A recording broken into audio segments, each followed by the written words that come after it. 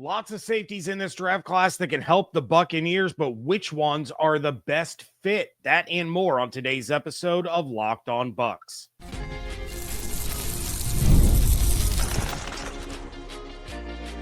You are Locked On Buccaneers, your daily Tampa Bay Buccaneers podcast. Part of the Locked On Podcast Network, your team every day. What's up, and welcome into this episode of Locked On Bucs, your daily podcast covering the Tampa Bay Buccaneers, part of the Locked On Podcast Network, your team every day. I want to thank you for making Locked On Bucs your first listen review every day. Don't forget you can subscribe or follow for free on YouTube or wherever you get your podcasts. And of course, you can follow along on Twitter. I am James Yarcho at JYarcho_Bucs, credentialed member of the media covering your Tampa Bay Buccaneers, here with you every Monday through Friday along with the everydayers. And for that, I want to share my appreciation for your continued support of the show. One of the ways you can support the show is become a Locked On Bucs insider. You're going to get news, rumors, updates, general thoughts, one-on-one conversations with me via text message. Go to joinsubtext.com/LockedOnBucs or click the link in the show notes to become an insider today. Continuing our breakdown of top prospects for the Buccaneers at positions of need that span all 7 rounds of the draft. And for those that didn't catch the edge rushers, cornerbacks, or linebackers episodes, you can, of course, go back and check those out. But today we are focusing on safeties, which is a position a lot of Bucs fans want to see addressed, although it does seem like the Bucs would be perfectly content allowing Tyke Smith to start there this season. However, they have a chance to upgrade the roster, have Tyke back at slot corner where he excelled late in the season. They are going to do exactly that. And of course, there was also the big issue with depth at safety last year, as well as at cornerback. There was depth issues all across the secondary and, all the injuries that piled up. So they may not leave the draft with another starting safety, but they will likely leave with at least one new player to help back up Antoine Winfield Jr. and Tyke Smith. Quick reminder of how this is going to work. I am not going to talk just about the top safeties in this class. I want to focus on guys I would take in day one, that the Bucs have a realistic chance of getting. Some of the guys on day 2, some of the guys on day 3. Of course, just because I don't mention a player does not mean that I don't like him or think that he wouldn't be a good fit, but we only have so much time, and I'm going to bring you some of the players that I do think fit the best. So we are starting this one off with who I feel is the only safety that is worth a first-round pick at 19, depending on how the rest of the board falls, and it's Georgia Bulldog Malachi Starks. So Starks finished as the 117th safety out of 912 in 2024, which is down from his finish of 65th in 2023 out of 855. He is fantastic at playing up in the box and against the run, while his coverage is reliable but not special. That said, he has a forced incompletion rate of 9.8%, which is pretty good. A RAS score of 5.29, which is not very good, but he had a 4.540 with a 1.51 10-yard split. Starks finished his college career with nearly 200 tackles, along with 17 pass breakups, 6 interceptions, and 6 tackles for loss to go along with his national championship in 2022 and All-American honors in 2023. A lot of the knocks on him when it came to the RAS score are because of his size, but Bulls and the Bucs don't mind the undersized safeties as they worry about undersized corners. Now, 6'1", 200 pounds, that's not small. Yeah, it's not huge, but it's certainly not small. Starks can play free safety, strong safety. He's even lined up in the slot, while at Georgia, another high IQ guy that reads and anticipates well, which has put him in favorable positions more often than not. He's definitely an overly aggressive player, which got him into some trouble last year, but he's as sure of a tackler as you are going to find when he takes the right angles and doesn't become overly aggressive. If he's taking the right angle, he's not trying to, force something that isn't there.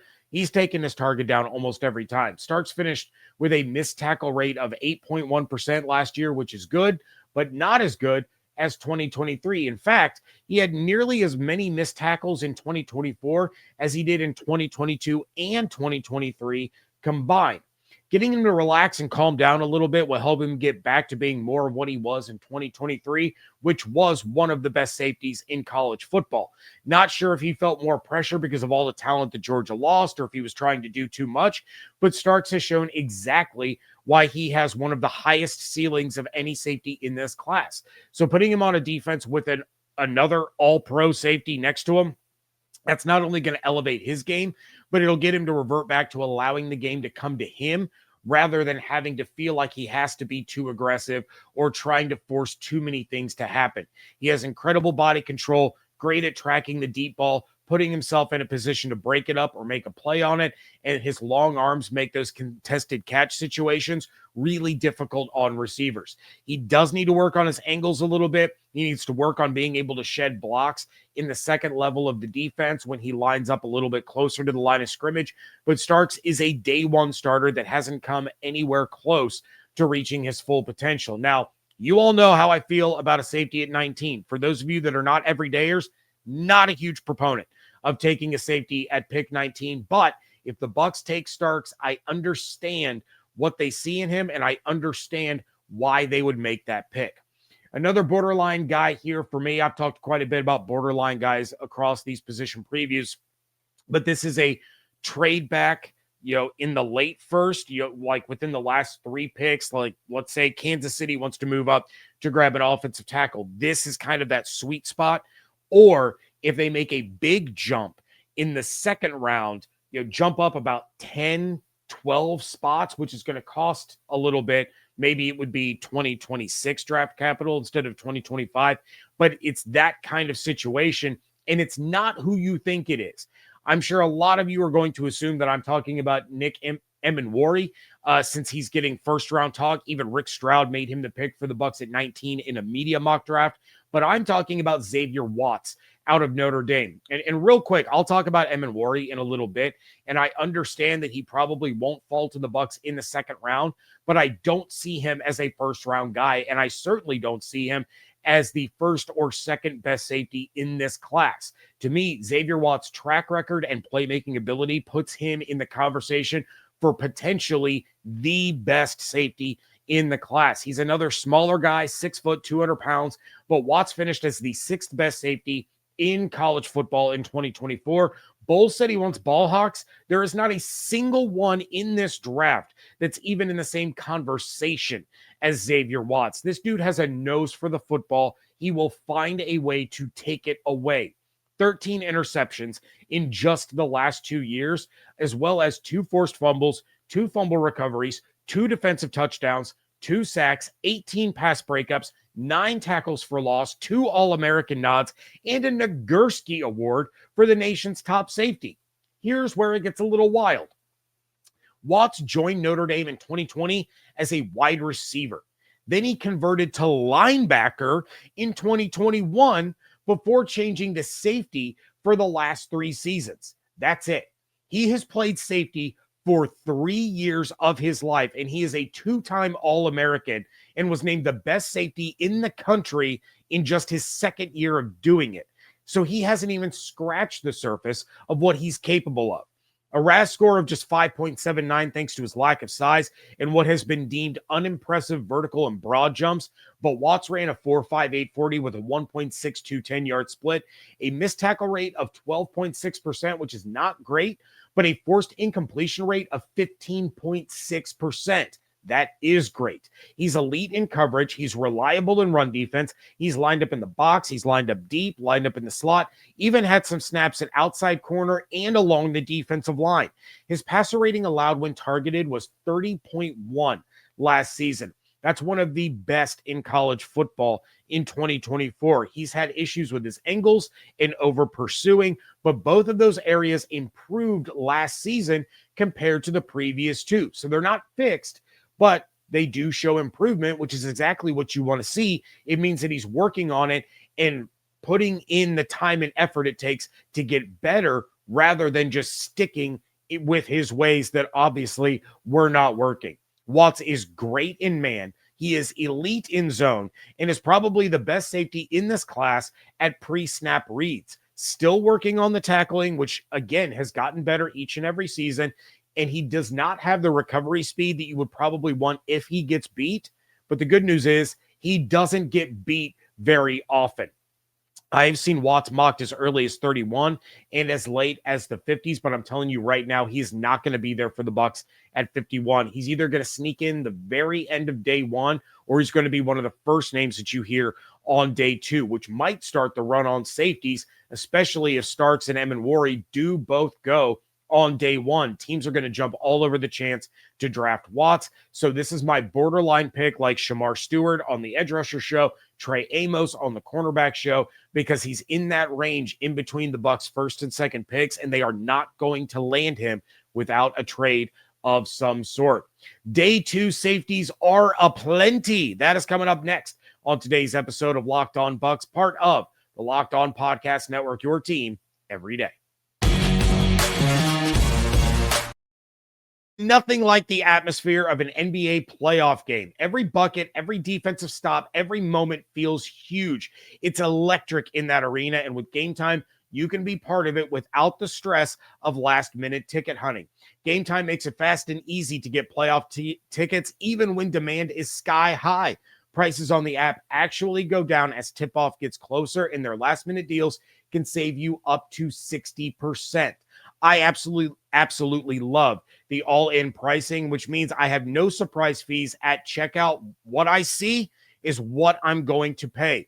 Go ahead and check out the photos of the Celtics games that I took my son to on my Twitter page. Those seats were incredible deals thanks to my friends over at Game Time, as well as our seats last year in the Eastern Conference Finals Game 3 between the Boston Celtics and the Indiana Pacers. Incredible seats, incredible deal. Take the guesswork out of buying tickets with Game Time. Download the Game Time app, create an account, and use code LOCKEDONNFL for $20 off your first purchase. Terms apply. Again, create an account, redeem code LOCKEDONNFL for $20 off. Download Game Time today. Last minute tickets, lowest price guaranteed. Thank you again for making Locked On Bucs your first listen review every day. For your second listen, find the Locked On NFL mock draft available now on Locked On NFL Draft. Go inside the Locked On War Room for all 32 picks in this ultimate 7-episode series. The Locked On NFL mock draft available now on Locked On NFL Draft's YouTube or wherever you get your podcast. All right, let's talk about Nick Emmanwori. And look, I don't think he's a bad player. I just don't think he's a top 2 safety in this class. He finished as the 97th safety in 2024, the 255th safety in 2023. What people have fallen in love with are his size and his RAS score, which is a 10.0. He had a 4.38 40 with a 1.53 10-yard split to go with his 6'3", 220-pound frame, plus a 43-inch vertical. So his athletic measurables are off the charts. That said, his coverage grade is good, not great. His run defense is average. He's a good tackler, just a 7.2% missed tackle rate, and he's good at making plays on the ball. A 10.5% forced incompletion rate, 6 interceptions over the last 2 years. However, 2 of his 4 interceptions in 2024 were returned for touchdowns, and then 1 fumble recovery and 11 pass breakups over 3 seasons. No sacks, no forced fumbles. Emmanwori is an athletic freak, but he's not a top safety prospect. And look, if NFL teams realize that more than the media and draft Twitter, then there's a chance that he falls to the Bucs in the second round, and that's perfectly fine. I'm not on here to bash the kid or crap all over him. I'm just pointing out that he's not special as a football player yet. He has the tools, he has the size and speed that you cannot teach. But as a safety and not an athlete, he doesn't offer you anything at the safety position that other guys in this class don't.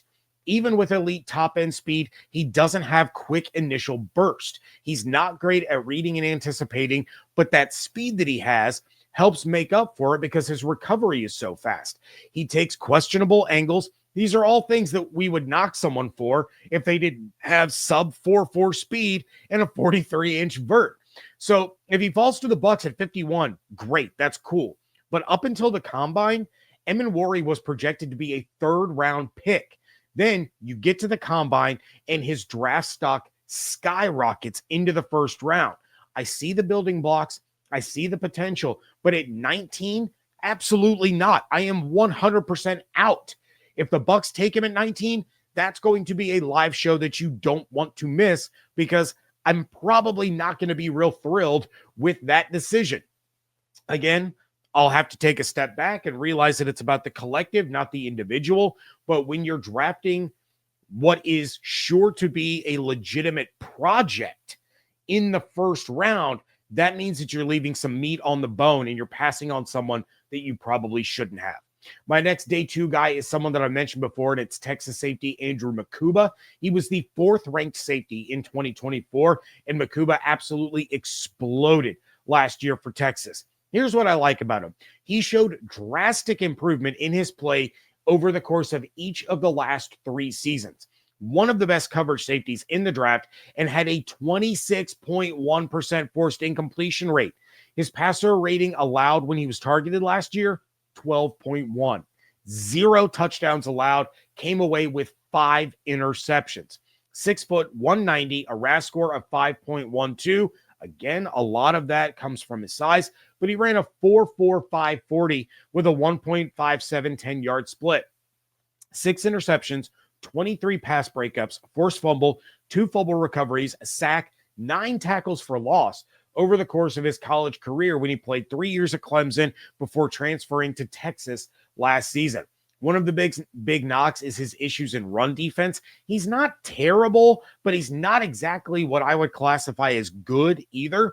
Going against some of these bigger backs and bigger receivers in the NFL is going to be tough at his size if he doesn't really work on his form. But he is outstanding when it comes to reading and reacting. He takes really good angles. He just needs to be better with his form rather than trying to arm tackle or, wrap guys up around the ankles, or it's going to lead to problems for him. It's going to lead to broken tackles. It's going to lead to big gains at the NFL level. He has the speed that you want, the quickness you want. There's just going to be some techniques that have to be addressed and corrected if he's going to have the same kind of success in the NFL that he did for the Longhorns last year. His NFL comp is Devin McCourty, and I think the Bucs would jump at the chance to add a Devin McCourty type player to their secondary. Next guy for me is Kevin Winston Jr., and honestly, he would be higher on here if it weren't for the injury. Winston is right there for me in terms of talent and ceiling with Starks and Watts, but his partially torn ACL last year has him falling into the late 3rd in a lot of these mock drafts. He was the 10th ranked safety in 2023, but couldn't build off of that season when he went out after just 2 games. He's an elite run defender. He's great in coverage, as well as being one of the most sure tacklers among safeties in this class. 6'2", 210. Winston ran a 4.51 40 with a 1.51 10-yard split less than 6 months after that ACL injury. He's got that bigger size. He's got that speed, but 1 interception, 2 fumble recoveries, and a forced fumble during his collegiate career at Penn State. He doesn't really have a lot of flaws outside of the uncertainty surrounding his knee, as well as just the 1 interception in a little over 2 years of playing. That's not the ball hawk mentality that Todd Bowles is looking for. Another high IQ player, fast, quick, versatile guy. He can play both safety positions. He can play in the slot. Winston is the total package if the medicals look good. At a 3rd round price, this is one of those guys that could go on to be put in the biggest steal in the draft type of category. One more day 2 guy, then a rapid fire of day 3 prospects. That is coming up next on today's episode of Locked On Bucs.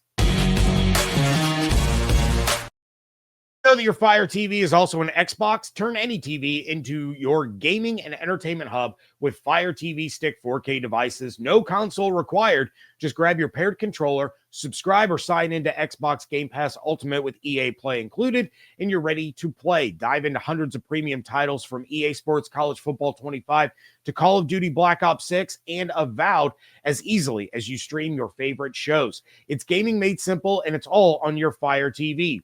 With 4K streaming, watch more than 1.5 million movies and TV episodes from your favorite subscribed services like Netflix, Prime Video, Disney Plus, Max, and more. It's a game changer for me with all the travel we do for my son's hockey. We can plug a Fire TV Stick 4K into the TV so that he can unwind after his games, or so that he and his teammates can run an NHL Chell tournament right from the comfort of their rooms.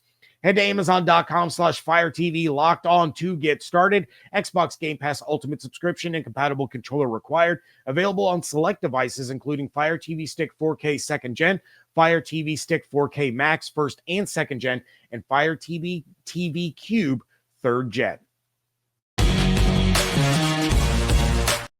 Wrapping things up here on the safety focus episode of Locked On Bucs, and I have one more day 2 guy, but he's one of those that's kind of a late day 2, early day 3. He's kind of bouncing back and forth between the 3rd and 4th round right now, but it's Ransom out of Ohio State. Now, he's starting to climb into the back end of the 3rd, but still on average, he's going in the 4th round. I just feel that I should go ahead and say that he's potentially a day 2 pick, so that's why I'm putting him here before the rest of the day 3 guys. Ransom is a really interesting prospect that I think a lot of people aren't talking about enough. The 53rd ranked safety in 2024, and he's arguably the best run defender of this safety class. His coverage, there's some improvements that need to be made there. A 10% forced completion rate, but a passer rating allowed of 95.4 when targeted. He also had a missed tackle rate of 15.2%. That has to get better. That's one of the higher missed tackle rates that I came across among this safety class. There's no way around it. If that doesn't get better, Ransom is going to be buried on a depth chart in a hurry. A RAS score of 8.85. Ransom had a 4.59 40 with a 1.57 10-yard split, along with a 36.5-inch vertical at just 6'1". 3 interceptions, 13 passes defense, 6 forced fumbles, including 3 last season, 2 fumble recoveries, a defensive touchdown, and 19 tackles for loss in his career with the Buckeyes. Here's why I find Ransom interesting. He has all the instincts and all the anticipation that you are looking for in a safety. He has shown that he has the tools that you look for when going through this process, but it's about putting together the mental with the physical. He's aggressive, but not out of control. He's always around the football. He's processing what he's seeing insanely fast, but it's about that combination of vision and the mental aspect, with that physical, which is where he can be a half or a full step too slow at times. Now, you're not going to make him any faster, but what you can do is develop his ability to be more aggressive in his initial step and trusting what he's seeing rather than that brief hesitation where he confirms what he thinks rather than just reacting immediately. It's almost as if he's afraid to make a mistake, and so he hesitates a little bit just to kind of confirm things. But then on the flip side, that's what ends up being the mistake. Once he learns Bull's system, and working with Antoine, of course, would go a very long way. But, once he learns the system and gets to the point where he isn't thinking and he's just playing, I think Ransom could be a very strong addition to the Bucs. It would be a great value pick in this draft. I talked about that mid-season last year with some of these younger guys in the secondary, that it was about, just reacting and not having to think and process so much.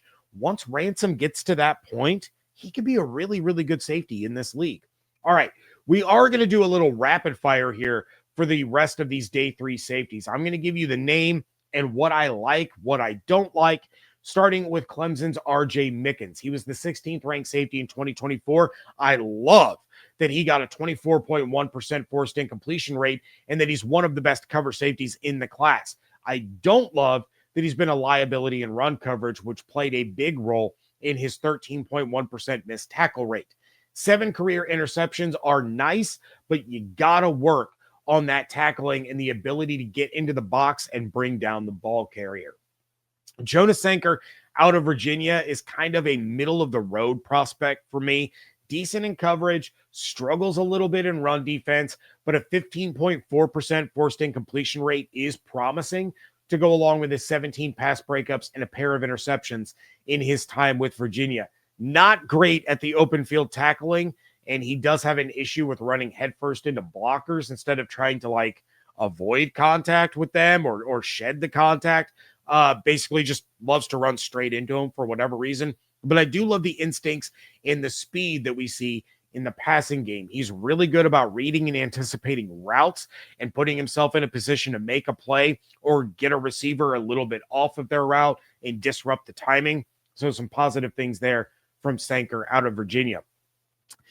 Sebastian Castro out of Iowa finished as the third best safety in 2023 before a massive drop in 2024. Now, he did play through injury last year, which was part of the reason he wasn't as effective, but he's aggressive and physical, especially for a guy of his size. He needs to work on the open field tackling. He has a tendency to try to shoulder tackle instead of wrap a player up, but really impressive at rerouting receivers at the line of scrimmage. His background as a quarterback, he told us at the combine, has helped him at reading plays quickly and efficiently so that he kind of has an idea of where the ball is going, what kind of route combinations he's going to see coming out of certain formations. And it just comes from his background of being on that side of the football for so long. Castro's a special teams guy and a backup for the first few years. There's nothing wrong with depth. He's not a guy that I would mark as a potential starter, but he is a guy I would trust to come in relief of a starter, hopefully not for the long term. But again, there's nothing wrong with some solid depth. There's nothing wrong with another guy that you can rotate into a couple of different defensive positions, and definitely nothing wrong with being an ace on the special teams. Craig Woodson out of Cal is another one that isn't getting as much buzz as he should. He's a backup and special teamer as a rookie, but he has the makings of a starter with the right development. The number 12 safety in 2024, Woodson is really solid in coverage and in run defense, a forced incompletion rate of 21.1% and a missed tackle rate of just 8.6%. He's got speed with a 4.45 40. Good in the open field, very quick change of direction and coverage, but has issues reading receivers and tends to bite on fakes a little bit more than someone of his experience should. Some development is definitely needed, but really good building blocks here to potentially turn him into something special. And then the last one that I have is someone that I have mentioned on the show a few times, and it's Malachi Moore out of Alabama. The 31st safety in 2024, Moore is one of the better covered safeties in the draft. His run defense isn't bad by any means, but a 23.3% forced incompletion rate and just a 6.8% missed tackle rate, Moore is a guy that can line up at both safety positions as well as slot corner. The problem is he isn't very big, and he doesn't really have the athleticism to make up for it. He's great at tracking the ball. He's great at putting himself in the right spot, but he's pretty much maxed out in his ability because he's not super fast. He's not an overly athletic freak. He would be reliable depth. He would be a special teams ace immediately as a rookie, but I'm not sure that he can develop into an eventual starter. Again, nothing wrong with a backup when we're talking about the 6th or 7th round. Nothing wrong with a special teamer, but I think he's kind of reached his ceiling of what he's going to be able to accomplish. You can refine some of these things, but he's not going to all of a sudden, get bigger, get bulkier, get quicker. He kind of is who he is at this stage in the game.